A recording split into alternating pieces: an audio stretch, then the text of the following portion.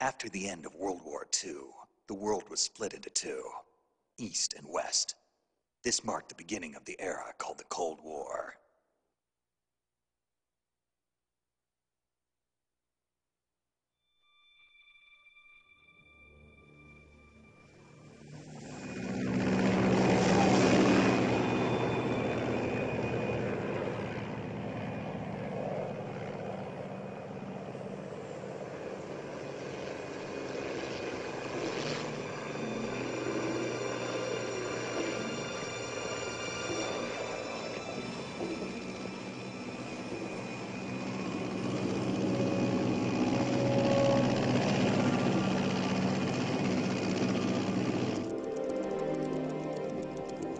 Pakistan, altitude 30,000 feet. Approaching Soviet airspace. 20 minutes to drop off. Commencing internal depressurization. Equipment check. Arm main parachute. All right. You ready to go? Drop zone still showing a high pressure mass. Cav okay. Good. We've got high visibility.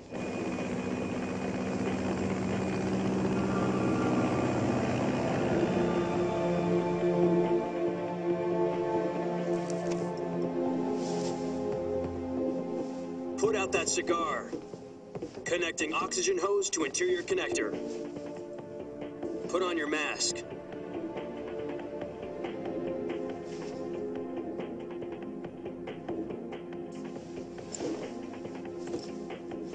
Does this panty waste know what he's doing? Approaching release point. 10 minutes to drop off. Hey, are you deaf? He said put out the cigar and put on your mask.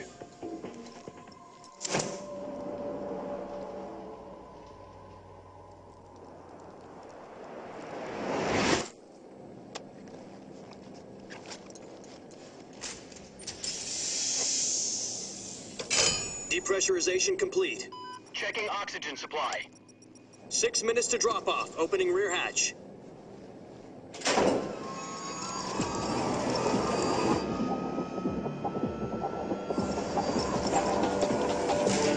Sunrise.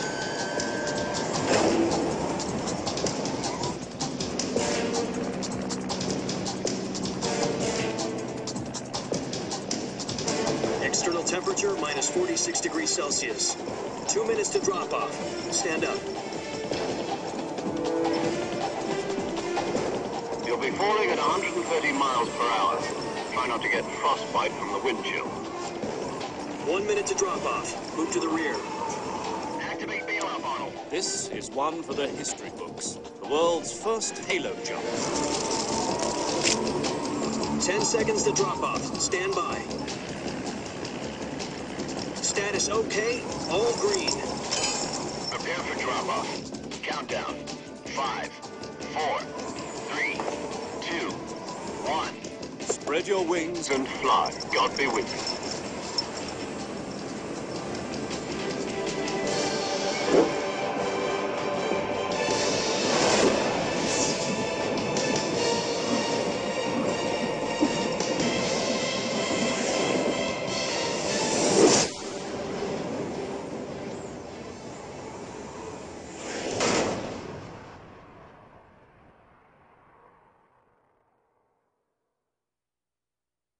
Jack, I've got some important news.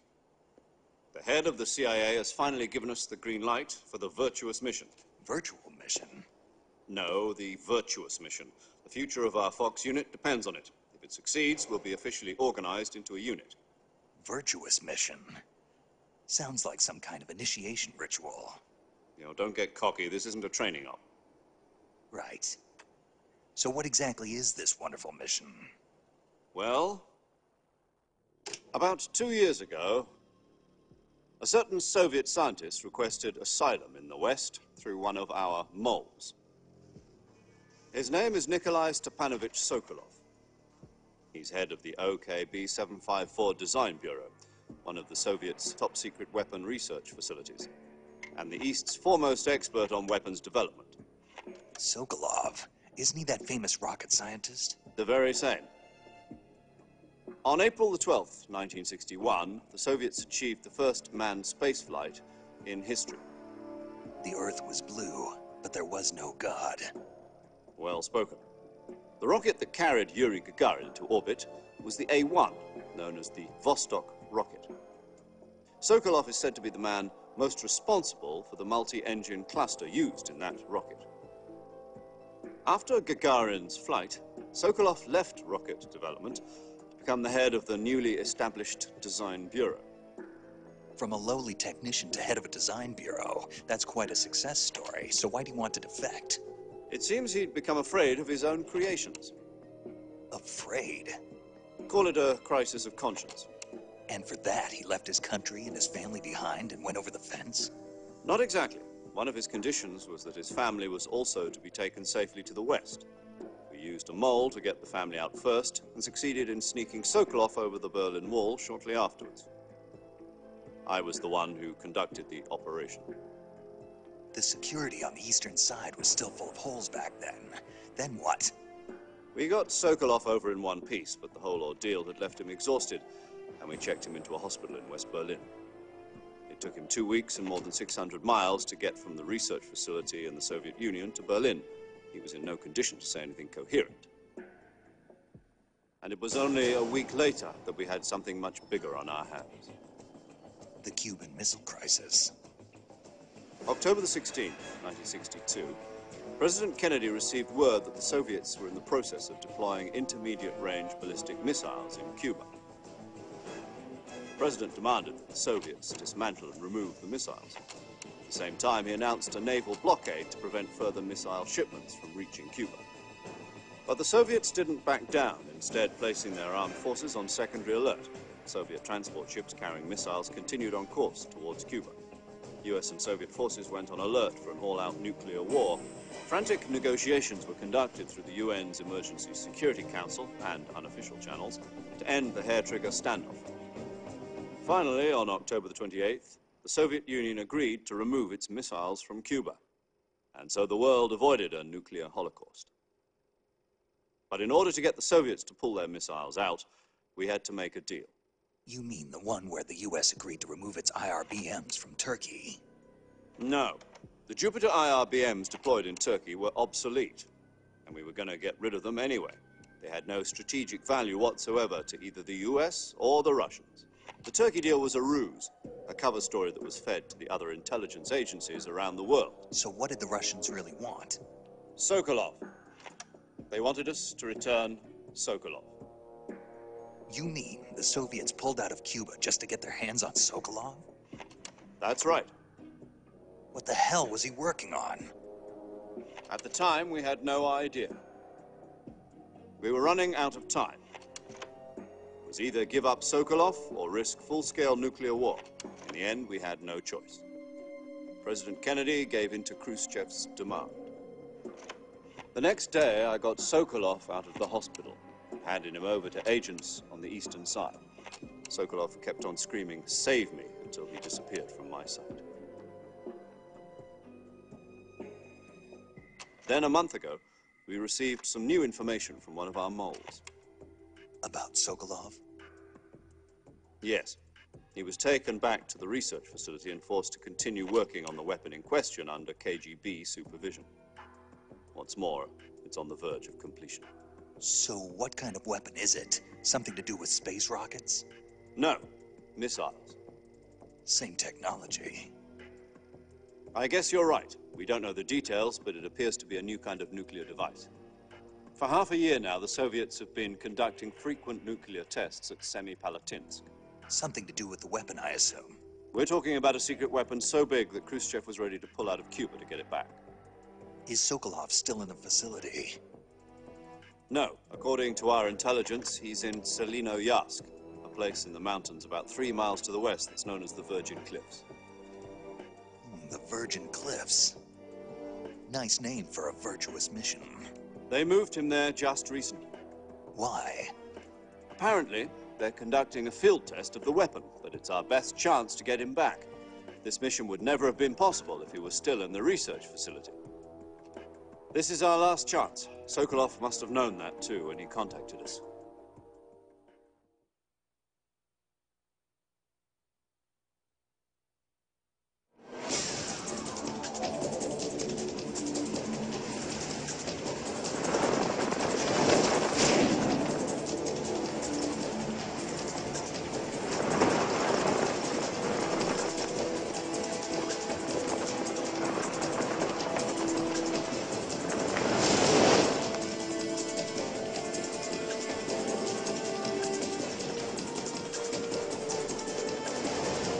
Listen up, Jack. Your mission is to infiltrate Selino Yask in the Soviet mountains, ensure the safety of Sokolov, and bring him back to the West.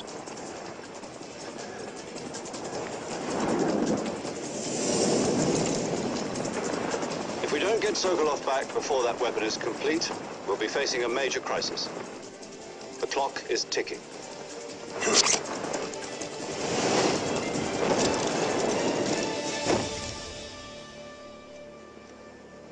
Once we've confirmed the rescue of Sokolov, stand by at the recovery point. A recovery balloon will be dropped at that point. Helium will be pumped into the balloon to inflate it. The process takes about 20 minutes. Once it's complete, the gunship's arm will latch onto the balloon and pull it up. The Fulton surface-to-air recovery system. I'm familiar with the theory. Take it easy. It's been combat-proven. Do you think Sokolov is up to it? The shock will be less than during a parachute jump, and the arm can handle up to 500 pounds. So you're planning on going over the border in a single combat Talon? She's equipped with two 6-barrel 20mm Vulcan cannons, as well as two 40mm machine guns. Sounds like she could hold her own against a battalion of tanks. Even with the fuel in the reserve tank, we're facing a 4-hour time limit. If all goes well, it shouldn't take more than a few hours. Home in time for dinner. But if anything goes wrong, You'll be eating dinner, breakfast, and all the rest of your meals in the jungle.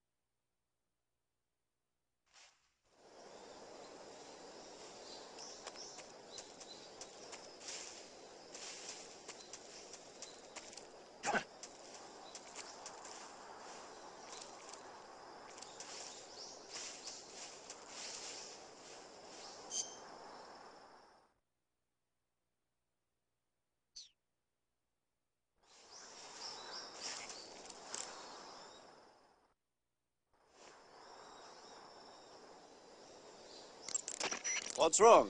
You were expecting something different? Now, go and find Sokolov and get him out of there.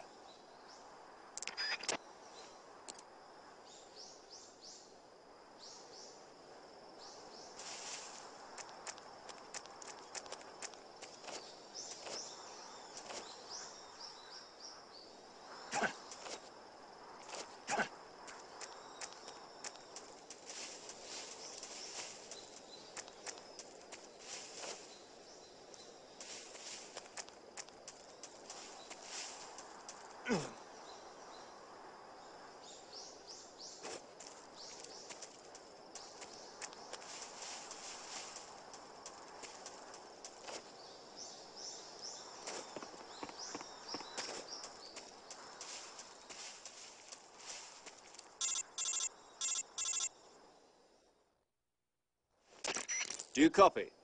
You're already in enemy territory, and somebody might be listening in. From here on out, we'll be using code names to refer to each other. Your code name for this mission will be Naked Snake. I'll be referring to you as Snake from now on.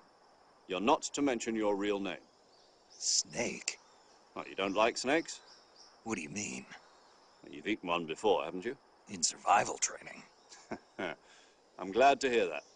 I don't know if I'd ever order one in a restaurant, but... Be careful, you might not have a choice. What about you, Major? What should I call you? Let's see. I'll be Tom. Call me Major Tom. Oh, and Snake? Yeah, The crew isn't watching anymore. You can take off the disguise now. good idea. This isn't right. Time for the snake to shed his skin.